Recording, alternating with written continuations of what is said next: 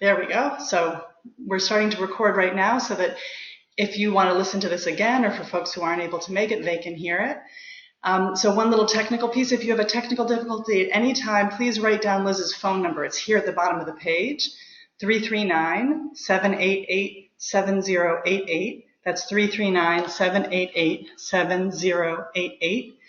And let's see, one other little thing is as we go along, we're going to share our ideas and thoughts occasionally, but if you have questions, just so we can keep things moving, if you can hold the questions, unless it's really, really burning, if you can hold the questions until the end at 3 o'clock when we're going to have a live Q&A session for a whole half hour, then we can get to all the reflection exercises and the great stuff that we want to do in the first hour.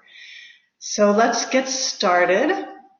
Let's see, the first thing we're going to do today, well, again, congratulations for jumping on this course. I'm very, very excited to have you all here. And I want to say that, it's a great group of people. I know all of you in some capacity or another. A couple of you are close friends of mine. A few of you were in the spring course. We're an intimate little group of 11 people who are going to be doing this together. And it's just a group of really creative, committed people. And I'm excited to build our community and use all the different ways we have to interact with each other and support each other to really take charge of our lives and move forward. So congratulations to you for making the decision to do this summer. I want to give you a quick orientation of the program so we all have a sense of what we're doing for the next 6 weeks. So what the main piece of the whole program is these 6 weekly live online trainings, 1 hour from 2 to 3 every Wednesday for 6 Wednesdays. And then from 3 to 3:30, we're going to have a live online Q&A session where you can ask me whatever you want.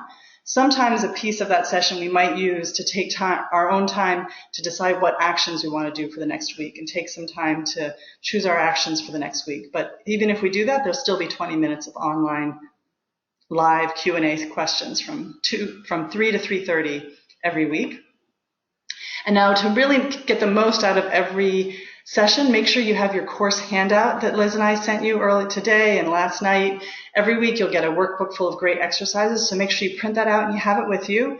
And you have a calendar where you can look at things and decide, okay, where am I going to do my commitments for next week? Where can I fit them in? Because we're really going to be doing some planning. And if you have a journal that you'd like to take notes in, you can have your journal with you and a place to write down any questions for the Q&A that you want to ask at the 3 o'clock time. So before we really dive in, it's a good idea to remind ourselves why we are here. Some of you signed up a few weeks ago or even over a month ago or late at night when you were feeling moved. So, we're all actually here for quite different reasons. Some folks want to lose weight. Some people want to get off medication. Some are dealing with more emotional health challenges and want to get a handle on some anxiety or depression or other emotional health challenges. Some really want to change their diet to help them with fatigue. Some have a chronic long-term illness and want to get a handle on that in a new way. Some want to start a new exercise routine. We all have different things that we want to accomplish here. And we all have visions and goals. But we also all need more support and inspiration and accountability and motivation to really get there. And the one thing that we also all need is really a path, a clear plan of action that will help us get there and the support. And so that plan of action and that path and the support to go along with it are what I want to help you develop and what I'm going to develop for myself in the next 6 weeks. And the thing about that path is, sometimes we set up a path and a plan of action, and for whatever reason, it doesn't work very well, and then we have to set up a new one. And that happens a lot, but as long as we have a path and a plan and we're moving forward, then we're getting closer to our goals. So what I'd like to do right now is just go over real quickly a quick orientation of what we're going to be doing for the next 6 weeks, so you have a sense of what we're doing as we get started. So the first module today is called Take Charge.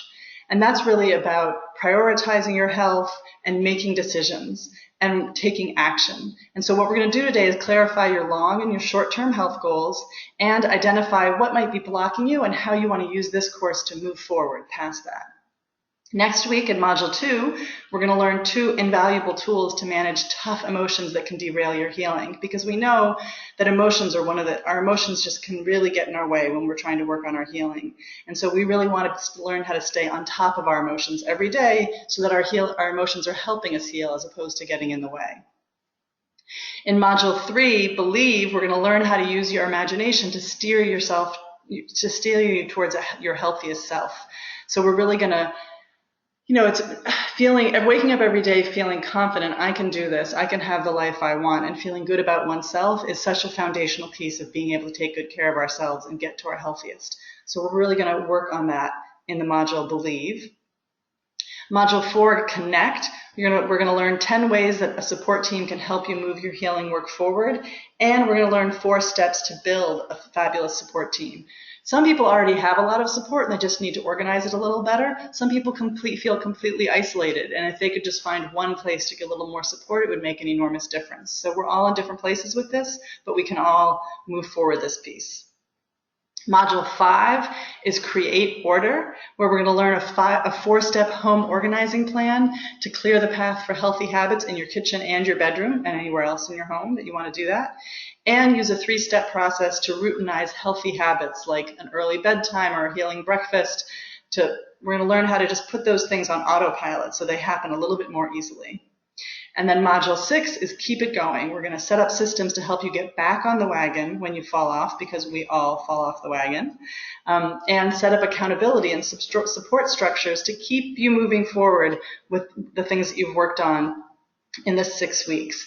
Now, I want to say each one of these 6 modules could be a weekend workshop. You could spend a whole weekend or a whole month or a whole year just on creating order or just on increasing your confidence. The way I like to encourage people to take this on is that it's good to learn a little bit more about each one of these modules, and then you can sort of choose one that you're going to really dive into. And because there's so many ideas and so many principles and actions that I'm going to suggest every week, I want you to see them as a menu, things that you choose what's right for you. And don't get overwhelmed and feel like you need to do everything. We can't take advantage of everything in this course or in everything in every book we read. Just choose the ones that feel like they really have leverage for you. They really could make a big difference for you. So I want to go over also our weekly schedule and how this is going to work every week. Every Wednesdays from 2 to 3, we're going to have this live training, followed by 30 minutes of Q&A, as I said. Every Friday morning, sometime before noon, you'll get a motivational message in your email inbox with research or inspirational quotes or a story, things to help keep you moving on the topic that we're working on this week. And then every Sunday morning, you'll get some accountability encouragement, just a loving reminder from me to meet with your accountability partner, to work on your commitments, to do whatever it is you're doing that week to help you move forward. And then at your own convenience every week, you will have a pre-scheduled time to meet with your accountability partner.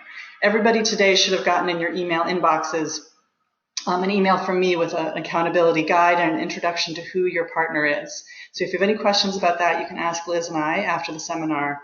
You can ask me at 3 o'clock today live, or you can shoot us an email if you want to. Now, what's great is on top of that whole weekly schedule and your accountability partnership, we also have a couple of other kinds of support. One is a 30-minute consult with me, and tomorrow you'll receive a link to schedule that 30-minute session at your convenience. And one thing to know about that is those sessions do need to be held before the end of the course on Wednesday, August 3rd. So that's your responsibility to make sure that you get them scheduled before Wednesday, August 3rd. And one of my favorite parts of doing these programs is getting to talk with everybody one-on-one. So I'm really looking forward to talking with all of you, and you'll get that email tomorrow. And now the other piece is the accountability partners, the other really piece of support. The 3 pieces of support that we add in addition to the weekly classes and the emails are the 30-minute consult with me, the accountability partnerships, and the Facebook group. So I want to talk about the accountability partnerships for a moment and about really how you can make the most of them. Now in your workbook on page 4 are some ideas about how you can make the most of them. So first, let's talk about the purpose. Why do we do these accountability partnerships? Well, the obvious thing is to provide accountability for our weekly commitments. What we want to do every week is say, okay, this week I'm going to do these 3 or 4 or 5 things to help move me forward towards my health goal and to live my fullest life.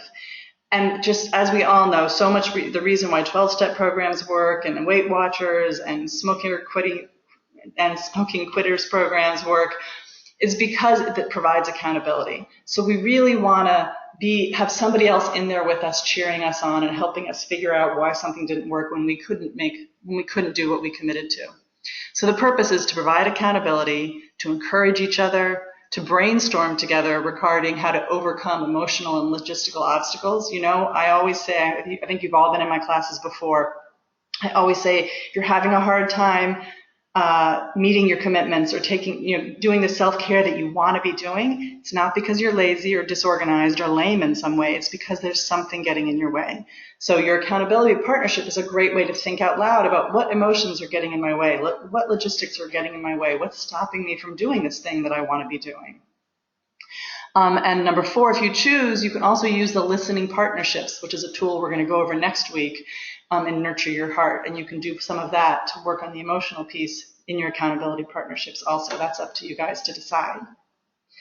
So setting up your accountability partnerships today, like I said, you should have gotten your introduction and your suggested guidelines. So please, I really want to encourage you, right after this training is over, either at 3 or 3:30, whenever you get off, please email your partner right away and schedule your first weekly meeting, either by Skype or by phone, whichever way you want to do it. So don't delay, really jump on that right away so you guys can get going on that. And I also want to really put out there, and if you look on of your workbook, these questions are there, that to really make the most out of your accountability partnerships, there's a couple things you can do. One, and this isn't on the screen in front of you, it's on your workbook. One, you can read the 2-page Everyday Healing Partnership Guide together that I sent you, and I really encourage you to read it together out loud. Maybe one person reads half a page at a time or something, so that you both really have in mind the guidelines for how you're doing this, and maybe you both agree to that or say we want to change these a little bit.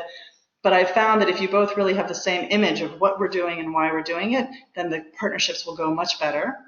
I really encourage you to use a timer to split the time evenly, ideally 15 to 25 minutes per person every week. Because if you don't have a timer, we all have such big things going on in our lives, and health it's a big emotional issue. It can easily be that maybe one person takes more time every week, or, and it's important to split it equally so that you both really feel like you're getting your full space and you're getting your needs met. And that way no one needs to worry about self-regulating. You just have a timer to remind you when to start and when to finish.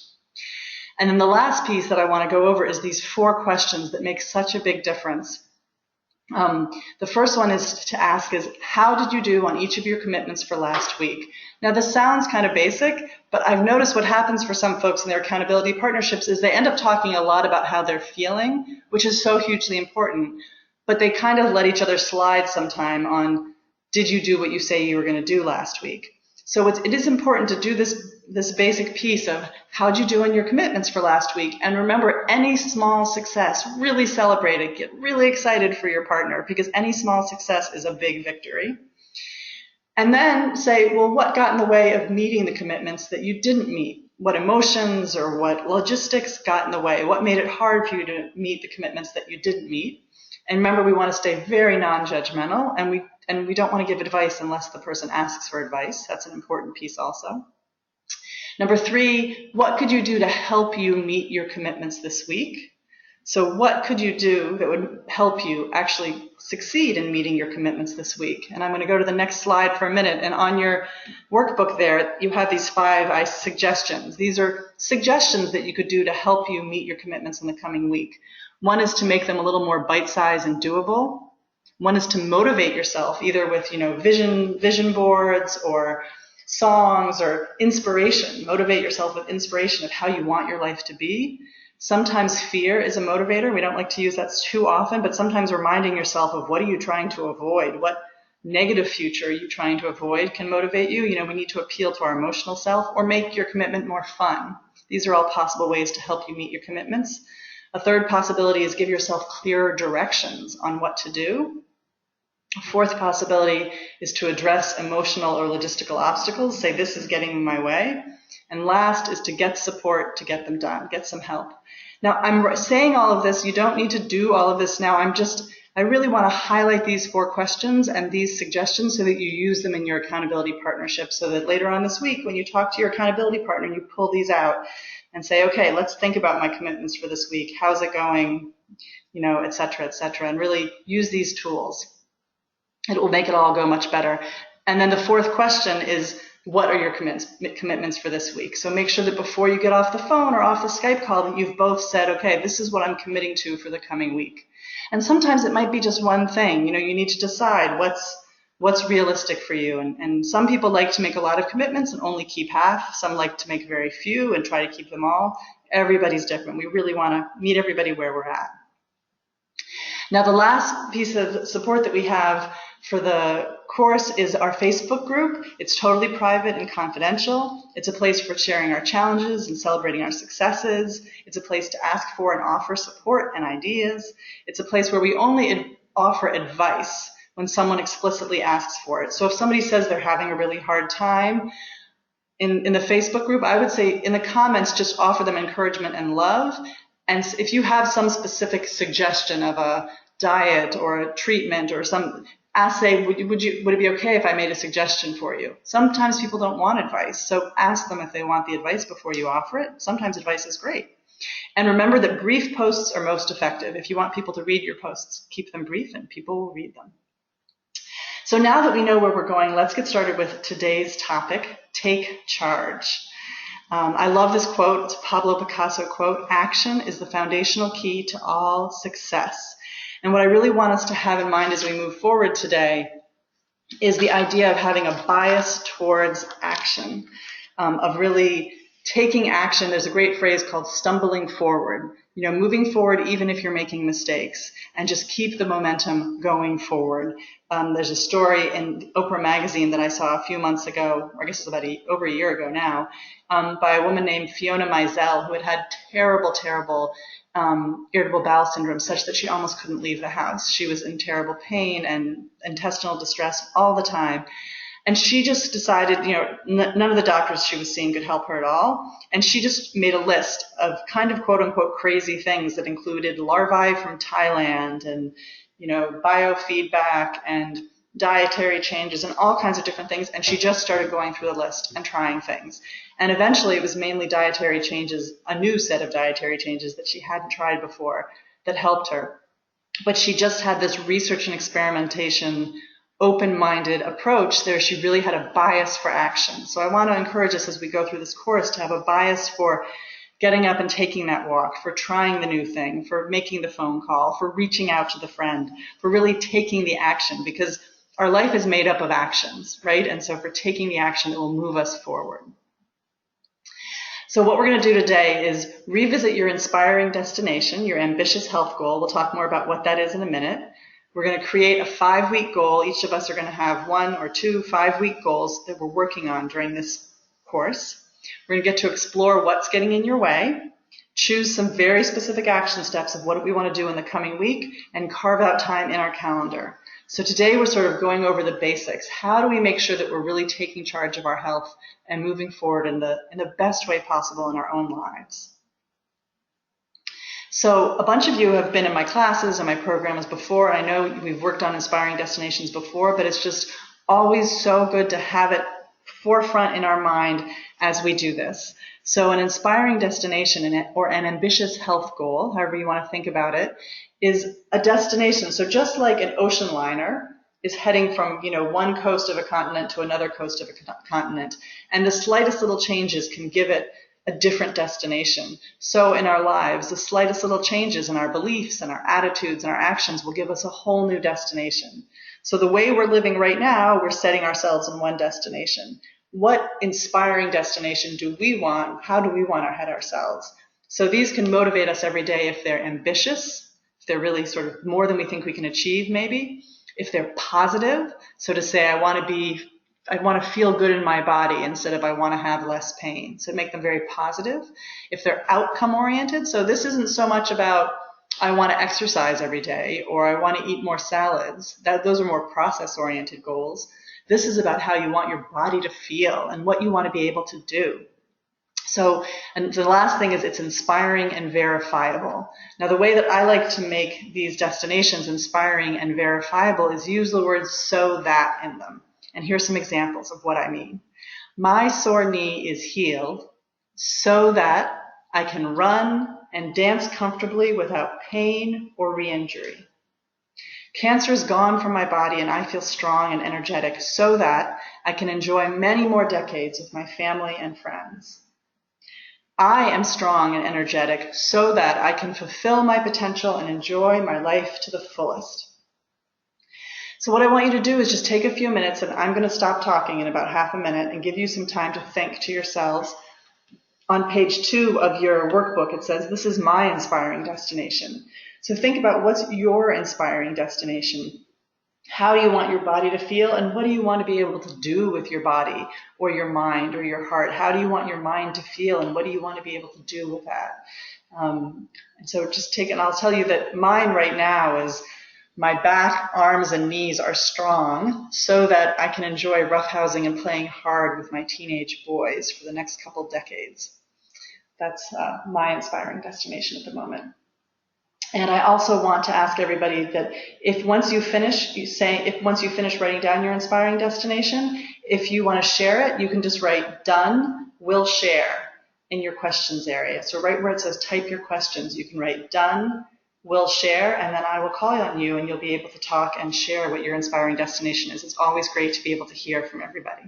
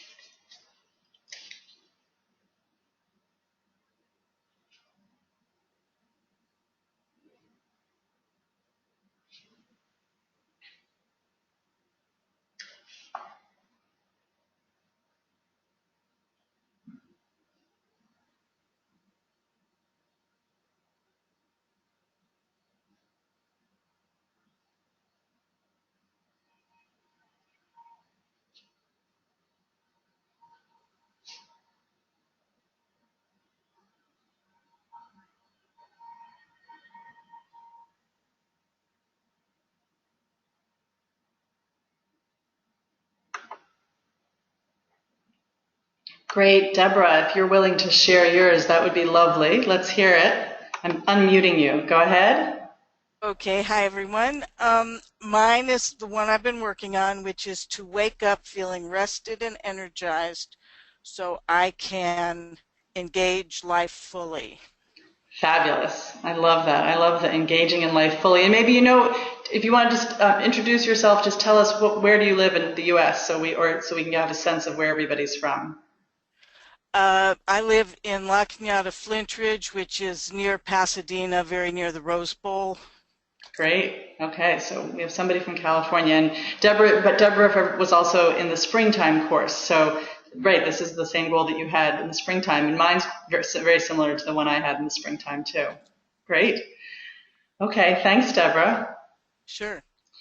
Bonnie said that she was willing to share too. Bonnie, I'm going to unmute you. Will you tell us where you live, Bonnie? Yes, hi. I live in Montana, Missoula, Montana. Great. I know that, but now everybody else knows that too. So it's great to have you. Will you tell us what your inspirational destination is? Yeah, I am strong, energetic, quick-witted, with a positive attitude so that I can access my creativity and fulfill my potential and enjoy my life to the fullest. Beautiful. I like that, quick-witted. I know that's lovely. Thank you so much for sharing it, Bonnie. That's great. Okay, I'm going to mute you, and we're going to go to Julie, and I think this is the last one we have time for right now. Hi, Julie. Can you tell us where you are in the world? And we'd love to hear your inspirational destination. Yes. Hi, Jeanette and everybody. I live in California in a city called Albany, which is near San Francisco. Mm-hmm. And I have the same goal that I had in the spring. and this is my inspiring destination. My blood sugar, I have type 2 diabetes. So my destination is, my inspiring destination, my blood sugar is under control so that I can feel strong and energetic and prevent diabetes medical problems. Great, great. And it's great to have you in the course again, Julie, and I'm excited to be doing this with you again. Thank you. It's great to be back. Yeah. Okay. Thank you, everybody who shared. It's always just really helpful to hear each other's. So the next thing I want to talk about is a shorter term goal than these big inspirational destinations, because the trick about inspiring destinations is that sometimes they can get a little bit overwhelming. Sometimes one can have a feeling of, I know, for example, when I was very sick for 6 years, one of my inspiring destinations was that I'm having a little quick technical difficulty. I need to make sure I can see the audio. So I apologize, everybody. I'm pulling my audio up so that I can see it. Little technical thing. Hang out with me for a second while I fix this. There we go. What I was saying was that my inspiring destination for many years was that I was cross-country skiing, which I was not able to do. And there were times when that could actually get a little depressing, that I couldn't do what I wanted. So in order to keep our inspiring destinations inspiring, it's good to also have 5-week goals that can keep us moving forward. 5 weeks, 6 weeks, 3 months, whatever, shorter term goals that keep us motivated in the short term, so that we can keep moving towards that bigger picture in the future, and we can see if we're moving forward or not and celebrate our little successes. They also help us avoid burnout, and they help us evaluate, is what I was doing in the last 5 or 6 weeks helpful, or wasn't it? And one thing about evaluating efforts, and we'll talk about this again later in the course, is if your 5-week goal here, I'll talk about this in a minute. So let's talk about what some samples of a 5-week goal might be. And again, in your workbook, this is on page 3. So some examples could be, in 5 weeks, I will be 5 pounds lighter. Or in 5 weeks, I will have a new plan of action to address my symptoms, my chronic health symptoms.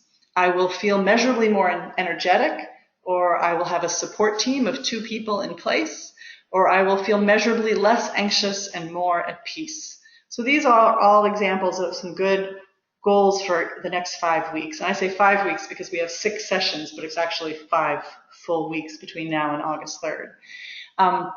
One thing I want to say about these is it's great if you are trying to improve something like level of energy, decrease pain, decrease fatigue, decrease anxiety. It's good to be measuring those things. And many of you may do this already, but to just give yourself every day sort of a rating, 1 to 5 or 1 to 10. How did I do? How anxiety-wise, depression-wise, energy-wise, pain-wise, where was I at? And note that every day on a calendar or on a piece of paper so that you can see, are all these things, is the meditation that I'm doing, the exercising that I'm doing, this therapy, is it helping or is it not? When we have these sort of more subjective symptoms that we really need to evaluate ourselves, it makes a huge difference to measure it. So that's one of the things I want to encourage everybody to do, is to really measure our symptoms so we can see how are we doing with them. So those are some examples of your 5-week goal. And what I want to invite you to do now is to choose your 5-week goal. To just take a couple moments. We'll do the same thing we did before. I won't talk. And you can think about what your 5-week goal is for just a few minutes. And I encourage folks to have one main 5-week goal. If you want to have 2 or 3 for this course, that's fine. You can absolutely do that. I do find that if you really have one goal and really laser focus on it, then you're more likely to make big progress on that one goal. But sometimes it's important to have more than one, so you know what's best for you. So I'm going to be quiet for a few minutes, and when you're done, if you want to share, and it's always great to hear from some people we haven't heard from yet. So, and then you get a chance to introduce yourself also. If when you're done, you can write done, we'll share, and I can call on you.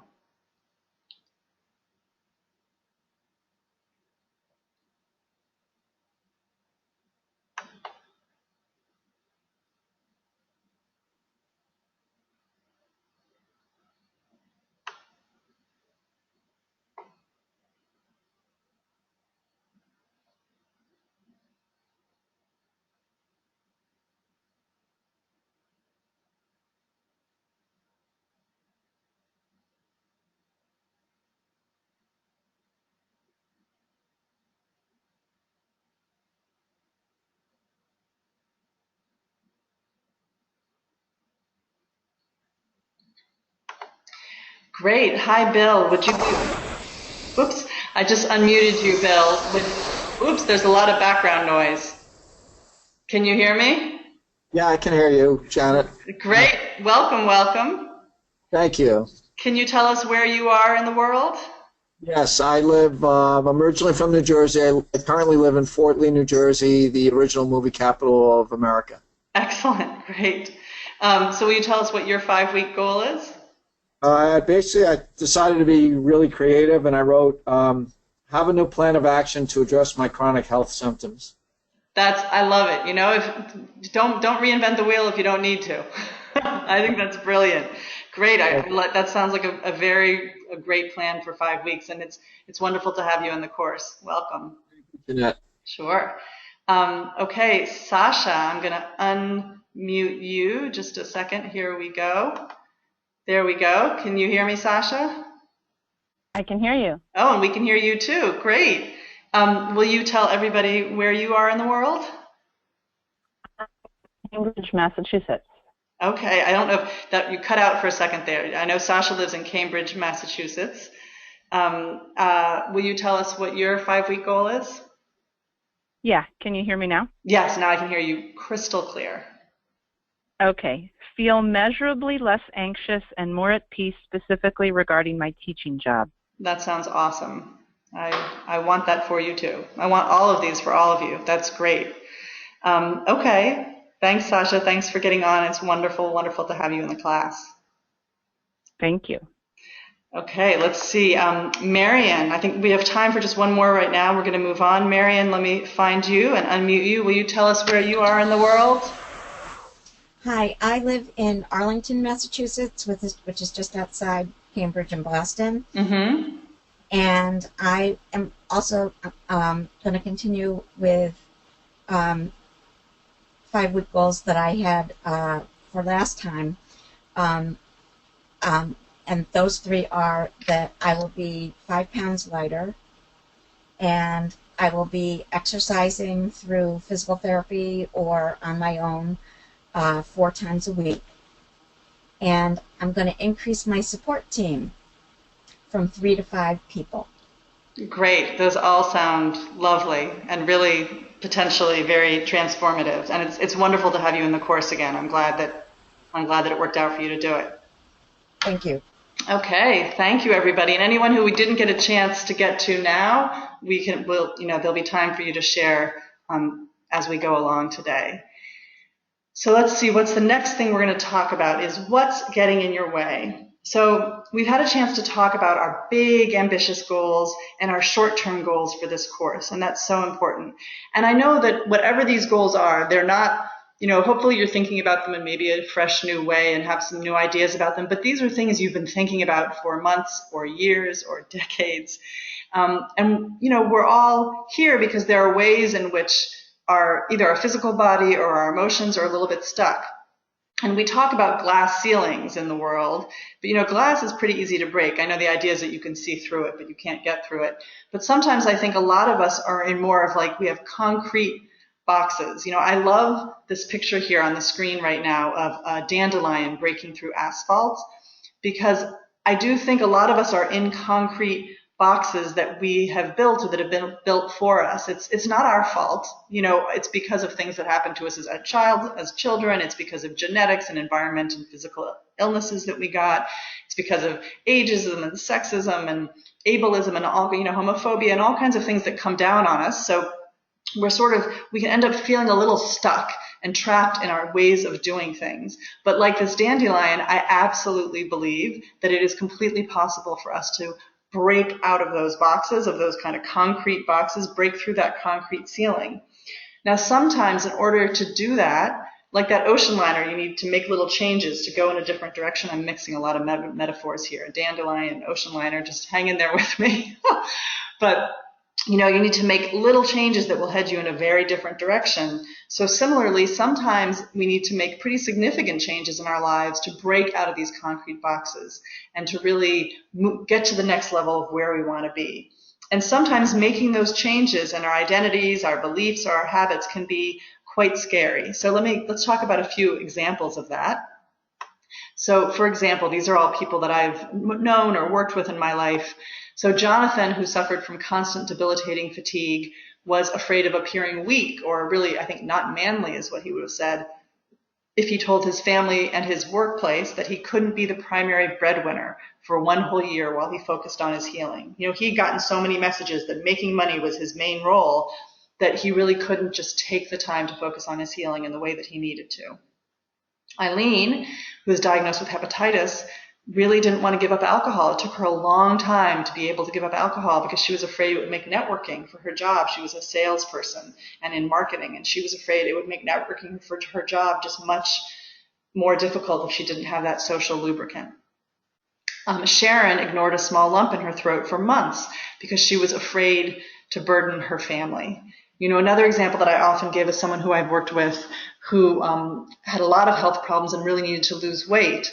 And she had grown up in the South in a family where she was tended to be a little overweight, and her family, the women in her family, tended to be very thin. And there was a lot of emphasis on being conventionally magazine type, movie type beautiful, even though she's a beautiful woman.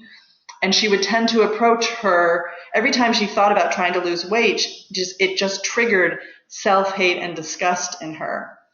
And she really needed to do emotional work so that she could feel good about dieting or changing her eating habits.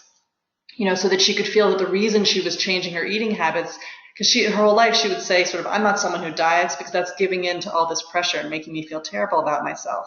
So in order to take charge of her own life and feel healthier so she could get to a healthy weight, she really needed to change her identity and say, I am someone who pays attention to what I eat, but not because I think I look terrible. I look beautiful. It's because I want to be able to move my body this way and feel healthy in that way and live for decades and see my grandchildren. So she really needed to do a lot of emotional work to reclaim how she, paying attention to eating as a positive thing for herself. So there's all kinds of changes that we may need to make and things that may be getting in the way of those changes. So what I want to invite you to do now is to move. This is sort of the centerpiece of today. It's a great exercise in your workbook. It starts on page 4, I think it is. Yep, it looks like that's page 4. And it's a series of 10 questions. And you can spend, anywhere from half a minute to a minute on each question. And it's really to answer the question of what's stopping you. What's getting in your way of moving forward in the way that you want to be moving forward? What's a change that you could be making? What's something you thought in your life, maybe I could do this? For example, stop drinking alcohol or give up sugar or try a different kind of diet or start going to the gym regularly or talk to a family member or a friend about something that's going on or start meditation. Something, or start yoga, or who knows, whatever it is for you. What's a change that you've thought about doing, but either you resist doing or you haven't been able to do? So take that on and think about, why aren't you making that change? What's stopping you? What's really getting in your way? And I'm going to be quiet for quite a while, for about just between 5 to 10 minutes. And when you're done with this exercise, if you can write done, that would be great so that I know that you're done. And if you're willing to share just any thoughts that came up for you, then you can write share also, done and share, and then I'll know that. And I'm going to be quiet and I'm going to do this exercise also. Okay, here we go.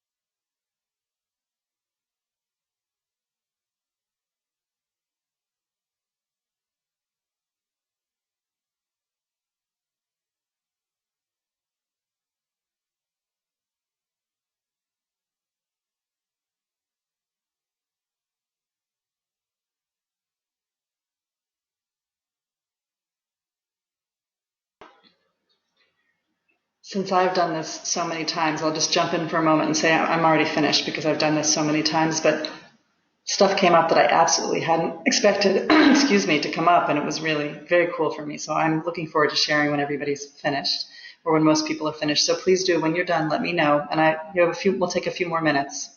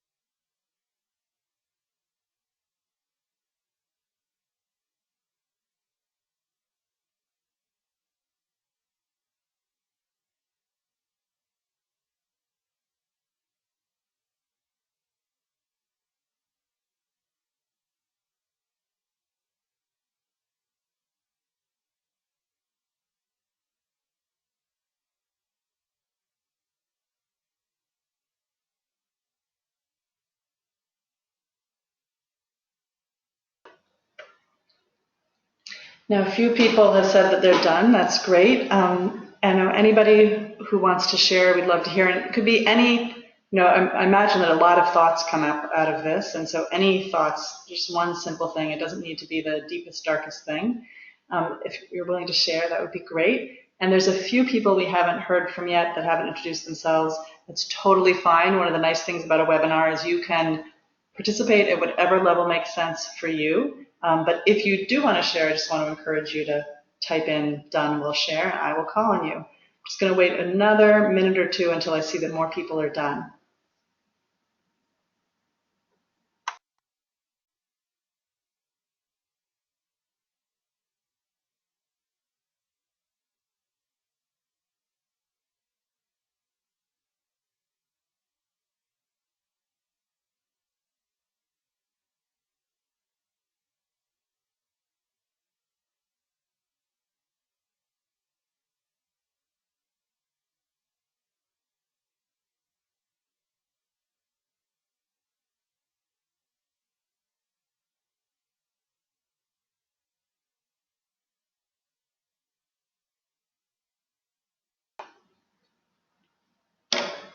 Okay, well, some people are still writing, but just to keep us moving, I'll tell you real quickly that for me, what came up was I'm working on becoming measurably less anxious, and the big change was to focus on having more fun.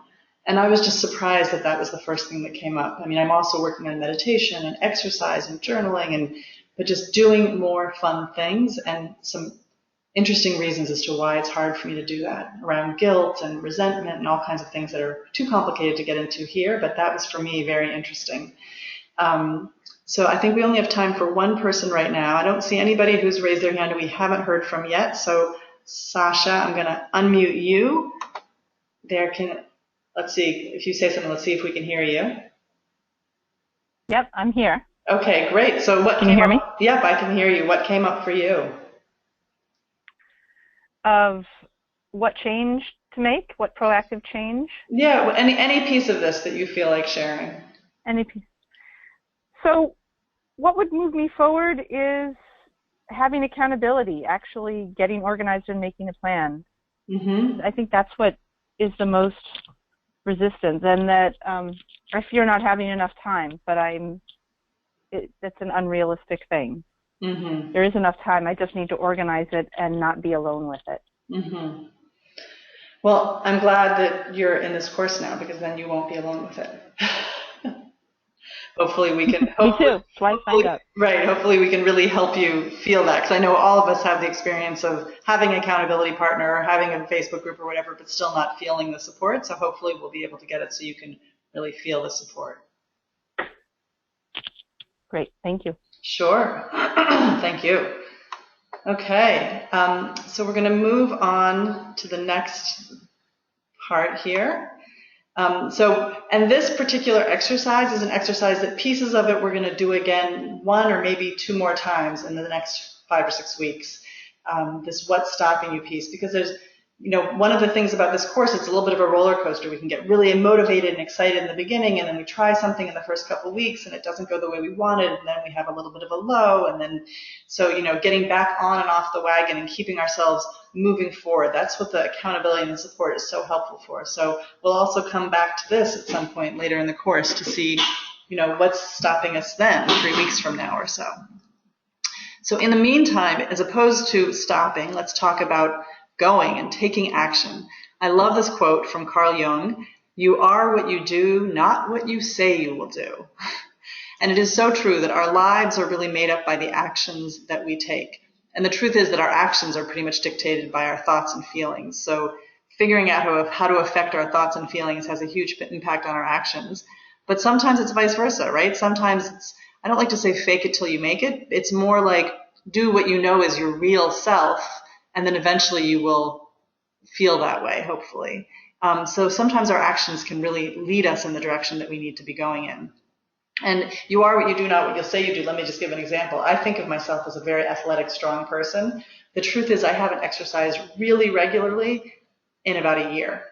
And I'm not in great shape right now. And my sons notice that I'm not quite as strong as I used to be. So I can say I'm athletic, but at the moment I'm really not. And I want to be in really good, energetic shape. So that's why for me, one of my big 5-week goals is getting vigorous exercise in every day. So what I want us to do now is, if you look at page 6, I want to invite you to think about one of your 5-week goals, and ideally really just one of them, and and make a long list of 10 or 11, anywhere from 5 to 10 action steps that you could take. Now, these are not things you're committing to. This is just sort of a menu of, these are possibilities of things that I could do that would help you move towards your 5-week goal. Here's some examples are physical therapy, set aside time to prepare healthy meals, set aside time to research treatments, daily meditation, or talk with a friend about how you can support each other's health. So we're just going to take a few minutes now, and everybody just sort of stream of consciousness, write down as many as you can think of, things you could do to move you towards one of your 5-week goals in the next 5 weeks. And remember, you're not committing to these. These are just a menu of things you can choose from. Oh, and one other piece is other possible actions that you could do this week. And these are written on your page, on page 7 in your workbook. You could include have your first meeting with your accountability partner, sharing your long or short-term goals with the Facebook group, sharing your action commitments this week with the Facebook group, or reading practice 1, take charge and everyday healing. These are, and having your first meeting with your accountability partner, everybody, that's a high priority for us all to do. The other 3, or if you feel like those would be useful, those are things you could consider putting on your action list also. So everyone, let's I'll be quiet for a couple minutes, and we can all just stream of consciousness, write down as many as we can think of, just possibilities of what we could do.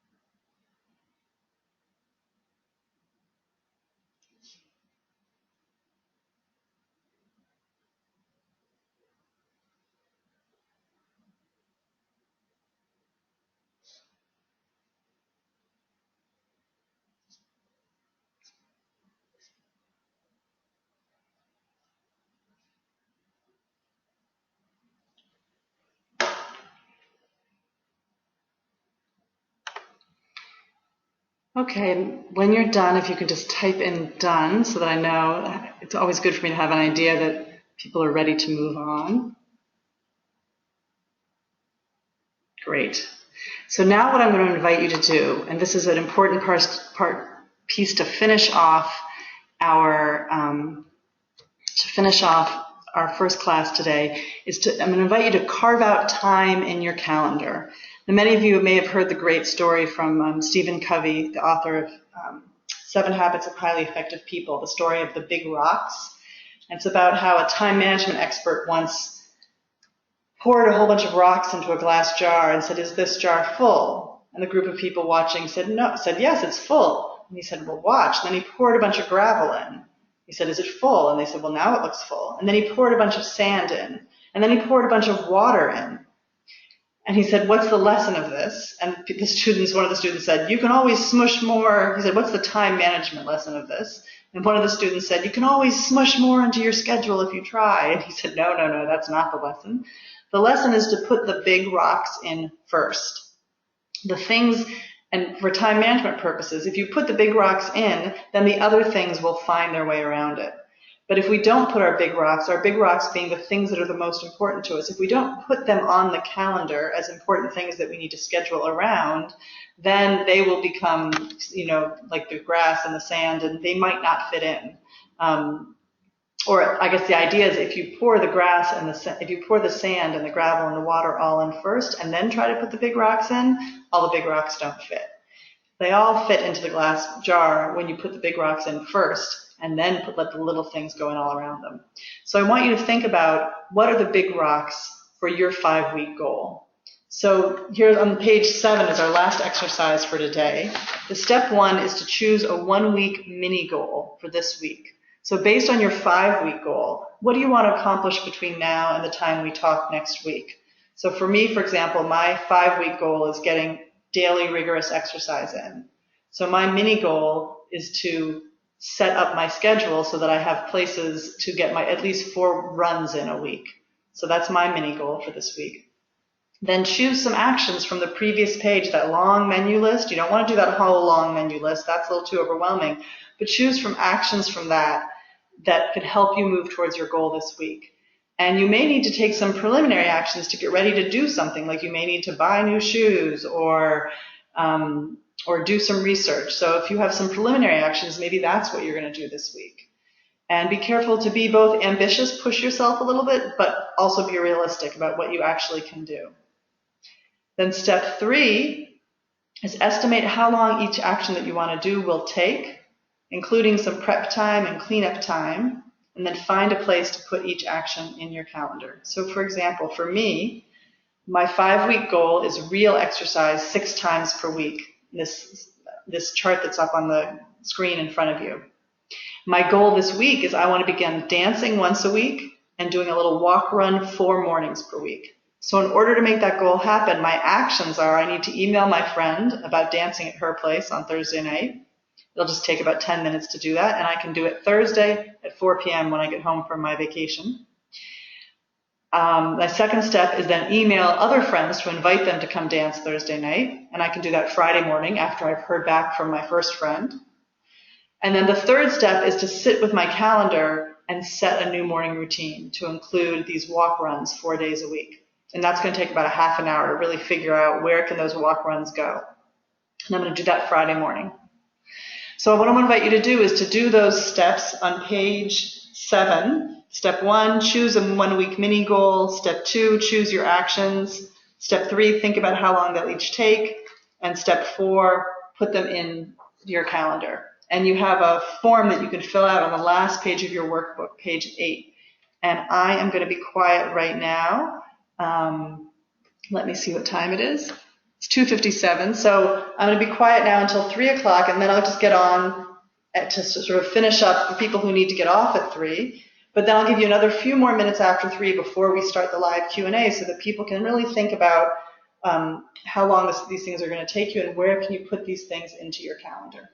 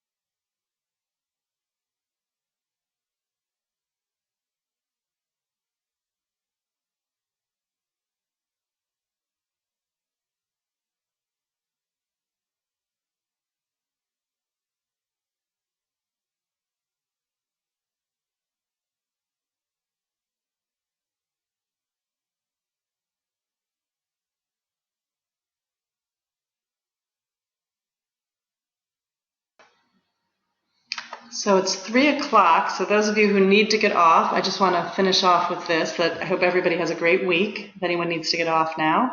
And I just want to leave us all with this quote, that Paulo Coelho, the poet, this quote, "Freedom is not the absence of commitments, but the ability to choose and commit myself to what is best for me." I know that's a lifelong struggle for me, committing to what's best for me as opposed to sort of where I'm drawn to for other reasons.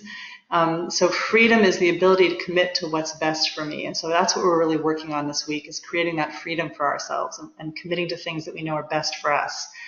So I'm going to stay quiet for a little bit longer, and I want to ask you to please type in "done" when you are when you've gotten a few actions, and you know you're not going to be able to maybe plan your whole week, but I want you to be able to start getting into the habit of thinking about, okay, what do I want to do? How long is it going to take? And where do I put it in my calendar? Really committing that time in your calendar. So when you're ready to stop and move into Q&A, just maybe type in "ready" in the question area. And when a bunch of you have typed that in, then we will start the Q&A in just a few minutes. Okay, great.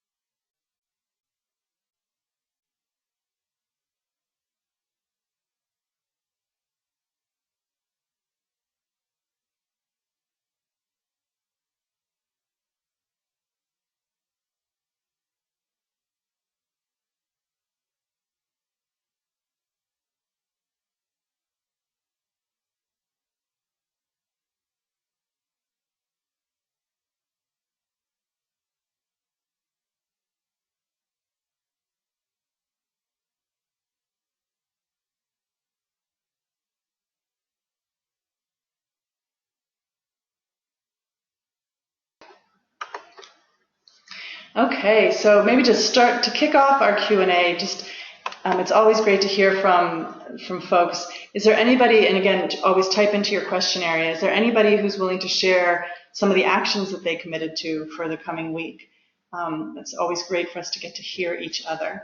And there's a few people who haven't gotten to speak yet and introduce themselves. Again, you totally get to do that if you want to, and if you want to speak up and just say where you're from and maybe one of the actions that you committed to this week, it's always great to hear you.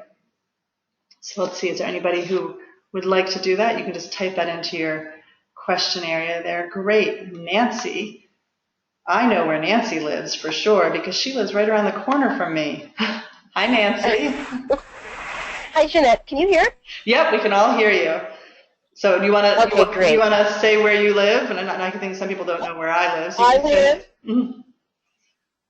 I live in Sharon, Mass, around the corner from Jeanette. Mm-hmm. I am about to move really far away, like about a half a mile away. Mm-hmm. So I'm getting ready to move, and really excited to be in this class. Great. And my action items are for the week. I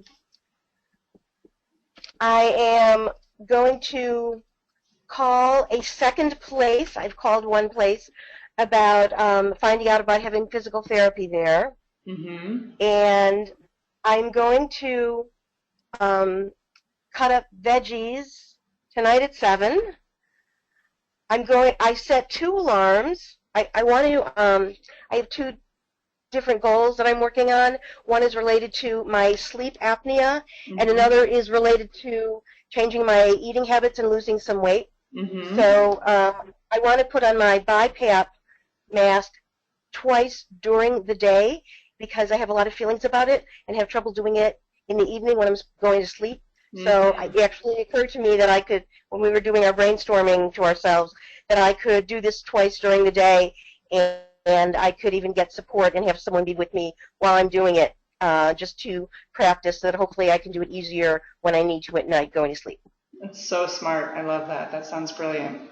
So I'll look forward to hearing how that goes. Me too. Yeah. Okay. Thanks, Nancy. Thank you. So Bonnie said that she would share. So Bonnie, let's hear just a couple of your actions. That would be great, and then we'll open it up for any questions that anybody has. Go ahead, Bonnie. Yeah, hi. Hi. My goals this week are to just, instead of saying meditate, because I have this idea in my mind of when meditation is supposed to look like, and Uh-huh. it's kind of a, you know. Uh-huh. So put just be twice a day, just for 5 minutes, which is just, you know, like being in my own skin or looking around and being where I'm at. And so that's something I wanted to do twice a day, just for 5 minutes. And then I'm paralyzed, so I have this arm bike. It's the only cardio I get. So I wanted to do that twice a day for 5 minutes each. And then it's really important. I suffer from narcolepsy and a couple other things, and I really want to do some research a couple times a week about that and things that I could do other than just medication. Great. And I like the bite-sized pieces that, you know, there are a lot of leaders in the world who have said, you know, we can do anything for 5 minutes or we can do anything for 15 minutes. So hopefully keeping it small like that will enable you to feel, you know, for it to not feel overwhelming. Yeah, I hope so. Yeah. Well, you know, this is all, it's research and experimentation. We try, we see how it goes, we report back, we make adjustments. Yeah, thank you. Sure. Thanks, Bonnie. Okay, great. So now I just want to open it up to anybody who wants to ask any questions or of any kind.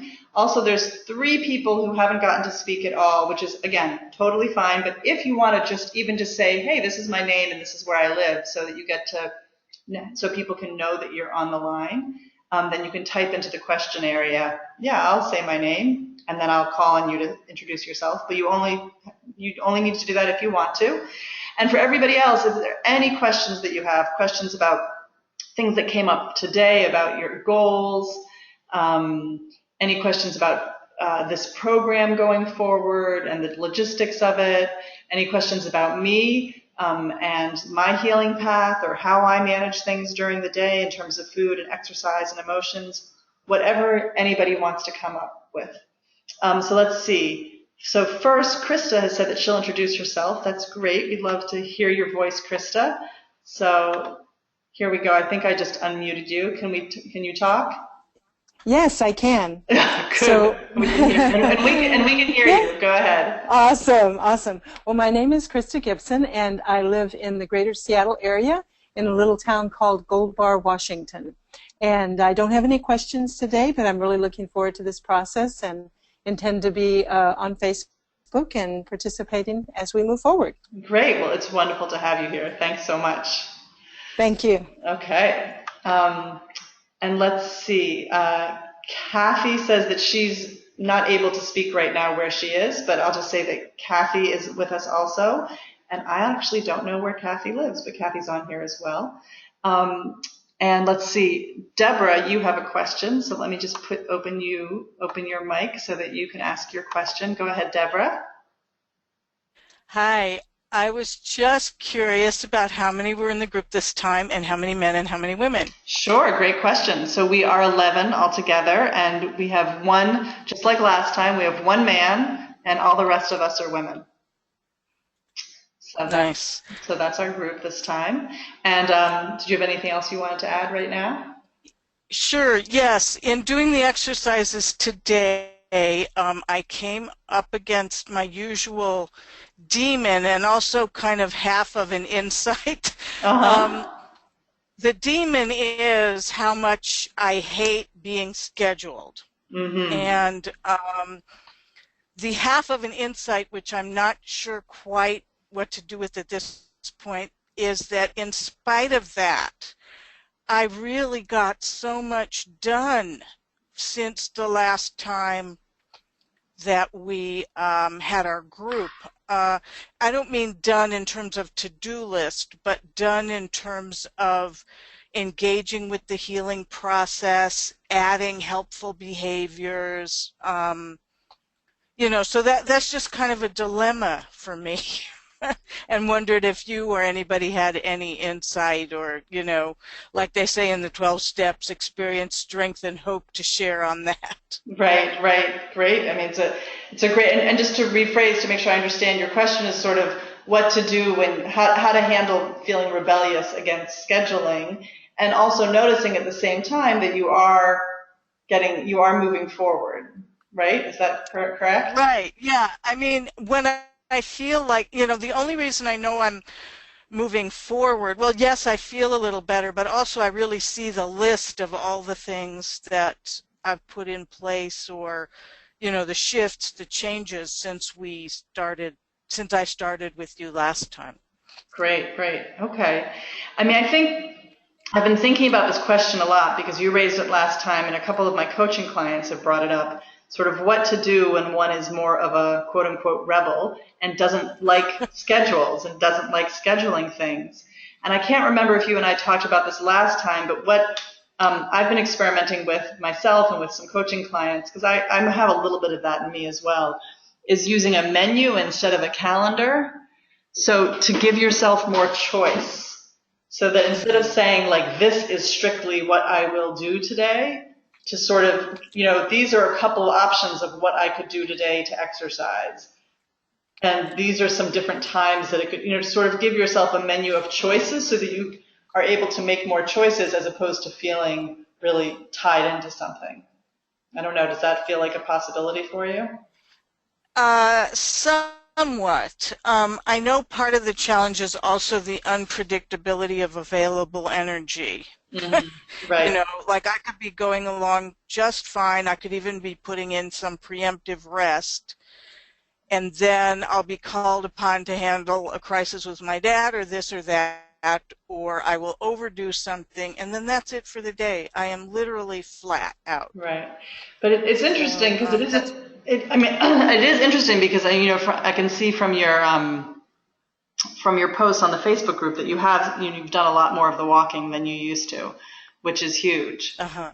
So that's a big thing. So you are making progress. So maybe just even having the intention of I want to get these things done, and maybe having a list of did I get them done and marking them off, or having your accountability partner as opposed to scheduling them and just having the biggest priorities. Okay, when I can do them, I'm going to try to do them because you have been figuring it out somehow.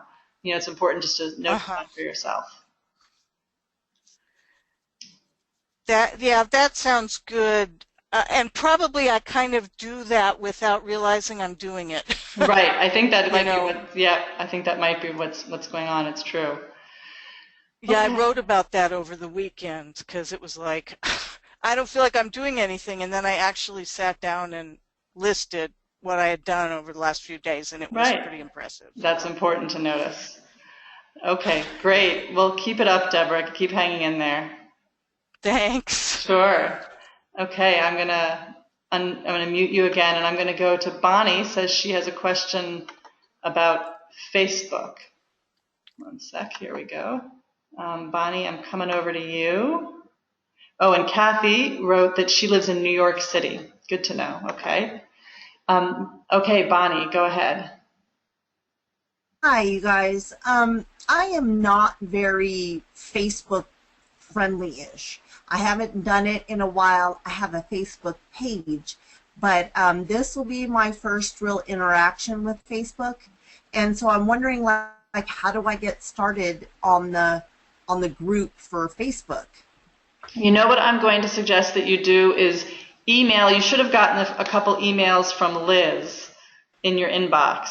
Her email address is elinmac@gmail.com. And I'll ask Liz. Liz is on right now. Liz, could you shoot Julie an email and say, let's talk about Facebook? And Liz can give you the technical assistance you need to figure out how to get on Facebook. Either just back and forth by email, or maybe you can speak on the phone briefly or whatever. She'll help you figure it out. Okay, and you called me Julie. I'm sorry, Bonnie. I know that you're Bonnie. You know why? Because right now Julie just wrote, I have a question, and right under your name it says Julie. I'm sorry, Bonnie. I knew I was talking to you. I know exactly who you are. I'm sorry about that. Okay. So Liz, if you could shoot an email to Bonnie telling her let's talk about saying let's talk about the Facebook, that would be great. Okay. Julie, go ahead. Whoops, let me see there. Now you should be unmuted, Julie. Go ahead. Okay, hi. Since I was so gung-ho, I have been so gung-ho about all the work I've been doing with you and our group. And I've really been able to continue it since our group ended, too. Well, but also in that time, I'm feeling, and I do have therapy and I have other support, but I realize that I have very old, deep shame in me, which I know about, and I've worked on it, and I felt like years ago, I felt like, okay, it's a lifelong issue, but mostly I've dealt with it. And came back in a huge way because I went to acupuncture and she taught me tapping. And with the tapping, this happened because I was so upset about what happened in Orlando, and she said to say, while I'm tapping, even though I'm outraged by what happened in Orlando, I fully and completely love and accept myself. And I'm not even really that good at the tapping, but I'm saying those phrases because instead of being stuck with, I am outraged with this or whatever, I get to end with, I fully and completely love and accept myself. Wow. But that made me realize how much shame I still have, and I'm having it during the webinar, and maybe I don't even know if I have a question, but just to say this is here and this is real, and I'm gonna keep working on it, but it makes what I want to do with my diabetes care harder, just because I just feel so bad and sad. I totally hear you. Thank you. I think what you just said is so important for everybody on this webinar because, first of all human beings, we all have shame about things that we don't need to have shame about, or that don't make sense rationally because of stuff that was put on us as children. And then if we have any kind of, in this big box supersize, you've heard me say this before, and I know you know this, in the big box supersize Photoshop world we live in, if there's any way in which we don't meet the criteria for how, a healthy, hetero, white person, 25-year-old is supposed to look, we feel shame about ourselves, and we all do. And it's paralyzing, it's debilitating, it causes us to not speak up for ourselves and to not take care of ourselves. And so, and we all have our own flavors of shame for different reasons. I don't mean to say that everyone experiences the same thing you do, but you're definitely not alone in that feeling, in some version of that feeling. And it's so important to share it so that we all can, and some people I think feel shame and they don't even realize they feel shame. They just have a hard time focusing on their health or focusing on themselves and they don't know why. So I really just want to appreciate you for sharing that. Thank you for what you said. And part of it was there was a behavior that I do sometimes it's not healthy. And I didn't know why. Like, why am I still doing this? I don't get it. And I had a phone conversation with my therapist this morning, and I just told her about it, and it just like the answer. What she said to me has made a huge difference already about not just why I do it, but that it's not about these other people that I think it's about me, and I have choices about what I can do about me. Right. And it does come in different flavors, but it's hard now. I hear you. Yeah, no, so thank you so much for saying something. I really, as I think I said earlier to Sasha, really the reason why I set up this group was so that we could really feel the support of each other. And I know we're in different places and it's online and by phone, but I really hope that you can use all the different elements to really feel that we're with you and we know that you're with us going forward. Yeah, I do. I really do. It's important to me. Great. Thank- Okay, thanks, Julie. Thank you very much. Great. So as we go forward in the Q&A, I forgot to say one thing about the Q&A that I usually say at the very beginning, and these are thank you everybody who's sharing, and we have 10 minutes left, so there's still some people with questions that I'm going to get to. This is a great opportunity to ask questions and to share what's going on for us, and people are modeling that so beautifully. One thing that we don't do in the Q&A is we don't sort of do AA style or group therapy responding to each other. So if one person brings something up, I'm not going to have somebody else then respond to that person. I respond to everybody, and that's because it just gets a little bit. I've learned in the past. I'm just going to say I've learned in the past that that's the best way to manage this conversation in here, is that I respond to folks instead of people doing crosstalk and responding to each other. That uses this time the most effectively. If you have a suggestion for somebody, you're welcome on Facebook to say, hey, Bonnie, you mentioned, or the person who mentioned something about scheduling, I have a suggestion for you. Would you like to hear it? Or you can, and then you can friend each other on Facebook and message and connect with each other. So I encourage you to do that if you want to offer ideas and advice and suggestions to each other, but we're not going to actually do that in this time because it works better that way. So Diane, you said that you had a question, and I'm so happy to have you in this group, and I would love to hear your question. So I'm going to try to find you, and there we go, and I've got you unmuted. Hear me? There we go. Go ahead, Diane. You can hear me? Yes, we can hear you very well. Oh, this is amazing. I just want to say during this whole time, it took me this whole time to figure out. At first I called on the phone, then I finally figured out how to download the thing on the computer. I finally figured out where my headphone was with speakers, which I just figured out now, and how to bring up the thing where you could type something in because I couldn't see where to type. So I'm pretty thrilled that I figured out like about 10 things. Great. Well, I'm glad you made it on it, and I think this is the first time you're talking. So, do you want to say where you are in the world? Yes. So, yes, I'm in Watertown, Massachusetts. Great. Okay. And, okay. Well, welcome. So, thank you. I think one thing is, it's kind of a question, is how. I guess one thing I get stuck around is I think something is one task, and then it ends up being 25 little tasks. Mm-hmm. So I take something on and I get discouraged. It's like one of my goals is to find a place nearby, a gym or a health club or something that has a pool that I could join so I could start to walk in the pool, because I've had so much mobility challenge and so much physical pain and injury. I've hit by a car, etc. And I think walking in water would be such a gentle, great way for me to start to build strength. But the idea of getting myself to the pool, it has so many steps to it, like getting a pool bag and having a bathing suit that fits and figuring out all the towels and all the stuff. And that's been a stumbling block for me.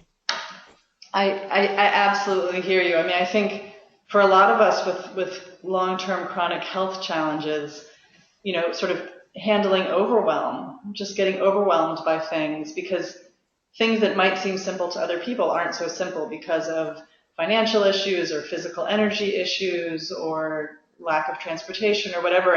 And then emotionally, maybe because we've been dealing for so long with this physical challenge, emotionally we can get overwhelmed maybe by things that might not seem overwhelming to other people, and I experience that a lot myself as well. So I think that it sounds like you, in a way, you know what can help, just to really chunk down, like you said, instead of it's such a smart thing with goal setting, and what you're pointing out is such a big issue for everybody, is writing. Okay, you can write as a goal or as an action, go to the gym, but in reality it's 10 actions. It's find a bathing suit. Yeah. Make sure I have the right towels. Get a pair of goggles if you want them. Call the gym and find out about how much membership costs and if there's any special packages.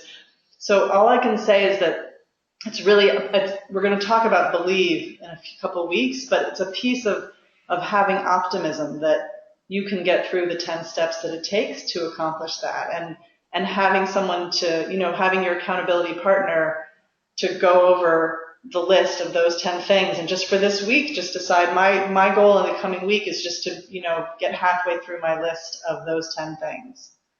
And I think the most important step is to know, A, that there might be 10 tasks to get one task done, and B, that it's okay to feel overwhelmed by that. There's nothing wrong with you, and to talk to somebody, to talk it through can make a big difference. And should I stop there? If that, there's still a couple other people who have questions, so if it's a new question, I'd like to go to the next people. Sure.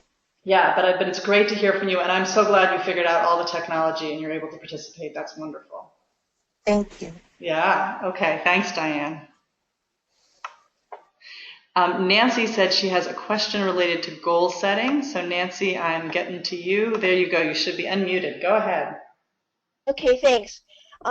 So I'm in thinking about how to formulate my goals. For example, in thinking about just my inspiring destination, I put my body is lighter, and then I put in parentheses by X number of pounds, so that I have a healthy cholesterol level, lots of energy, and I added other things.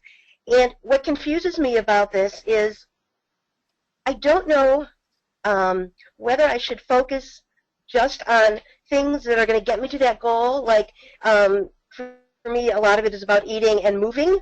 Mm-hmm. How I eat and getting movement, or whether I really need to have the idea of losing weight and numbers in my mind. It's kind of a new thing for me to have to do this, and there's a little bit of a rebel in me, doesn't want to do the numbers part of it.